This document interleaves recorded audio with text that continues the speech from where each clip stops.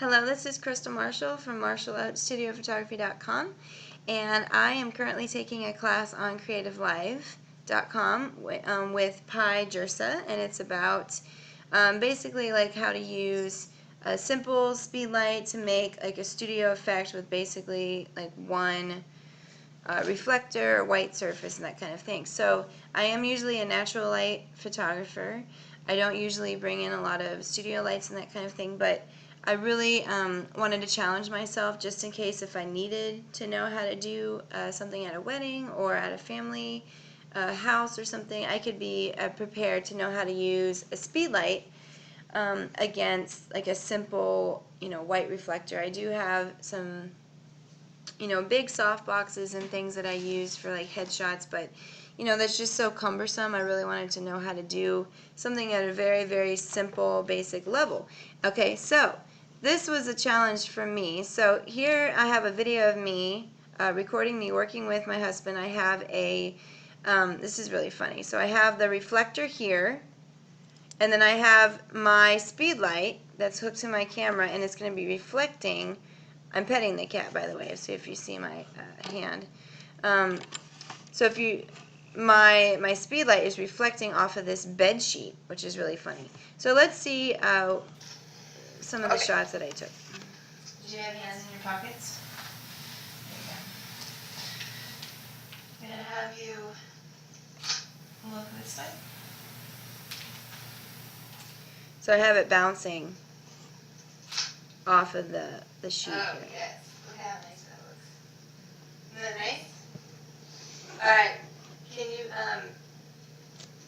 good, and then like, turn your eyes over to me. Good.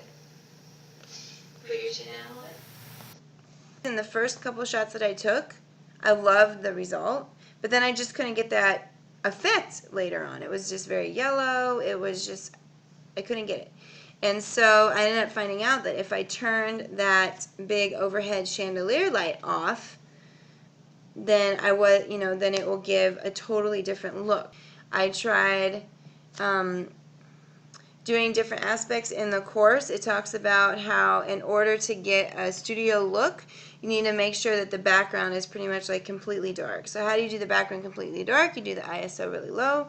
You do the shutter speed, maybe at 100 or so, and then you do your aperture 4.5 or 5 or something like that, so that it just makes the background really dark. But I still wasn't getting the effect that I was doing.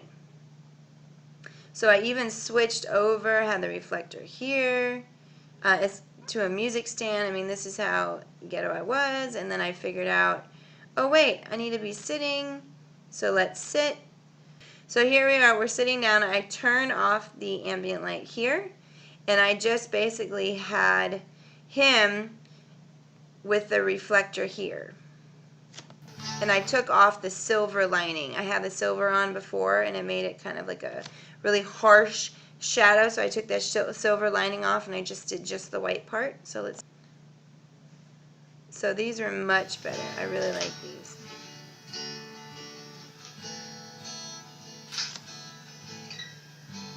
And I just kept playing around with the different things. If I was turning my camera up and down, then I could just have the flash reflect. But if I turn it like this, I had to turn the flash head to the side. This is a Yongnuo flash. I know in the video they do like really expensive $400 ones, but I have 4 Yongnuos. I love them. And what's really cool is that they remote to each other. So I technically could have had like another flash here, like have all of these different flashes, but I really just wanted to be as minimal as possible to see it like what I could do with just a reflector. I mean, a lot of times I really want to be have everything that I need in like a suitcase, because if I'm flying somewhere, I really don't need to have all of these light stands and stuff. So I'm just really trying to be as minimal as possible. And what you see here, this light, is this light right here. It's this $10 selfie stick light, selfie light I got off of Amazon for about $10. It's a ring light. It's a great little video light. And basically what I'm doing, and it's great because I just throw it in my camera bag, and I can, like, you know, highlight somebody's highlights back here, or have somebody, you know, two people kiss and then the light is behind them. So I illuminated the light in the back of my husband here, so just to kind of give it a nice pop. That was such a good idea. So I'm doing the same concept just with a small video light. You can do that with, you know, maybe a LED flashlight or that kind of thing. Because, you know, what do we do when our kids are sleeping? You know, this is what we're doing. My husband's like yawning the entire time because he's so tired. So it just goes to show you that you don't really need a lot of really fancy lights or equipment to make some really awesome photos.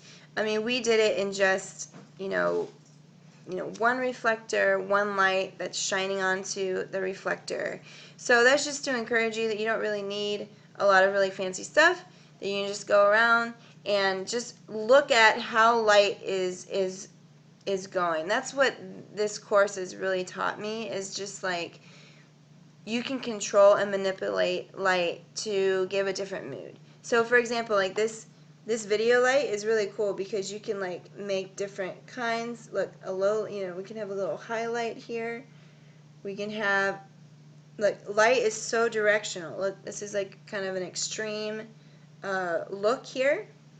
We have more of the beauty look, maybe the direct, you know, flash where everything is like flat. You don't see any imperfections. This is more of maybe a spooky look. This is more of a fitness look. You see this a lot, you know, people looking down, or, you know, their abs are shining. So it really just depends on where the light is hitting. Makes such a different look. This is kind of like a still life type of shot here. So it's just amazing just by moving the light around. That's why it's so important to understand the basics of light. I've just spent so much money on gear and lenses and cameras and all these things, like thousands of dollars worth of stuff. But like honestly, if you just have a decent camera, decent, you know, nice camera, and like one flash, you can make these awesome images. You know, you don't have to have a $2,500 lens to make these amazing images. It's all about light.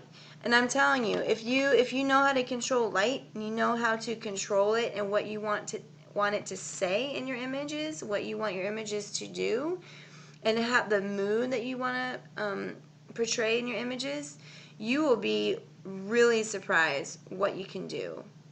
I remember I've been saving up for my 7200 2.8 lens for a long time, like probably 6-7 months, because I don't take out a business loan from Med Business. I just like add each piece.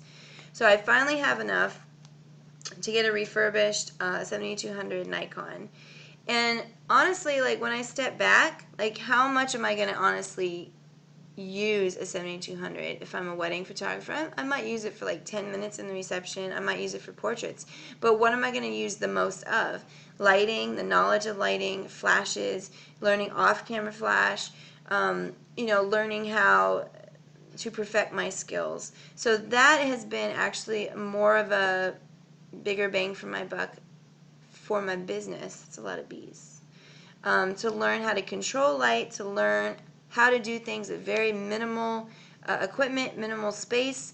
And so I hope that was, you know, a little encouragement for you, that you don't have to like have all this stuff to make amazing photos. You know, little things at a time, little steps at a time, and you'll get there. All right, thank you very much.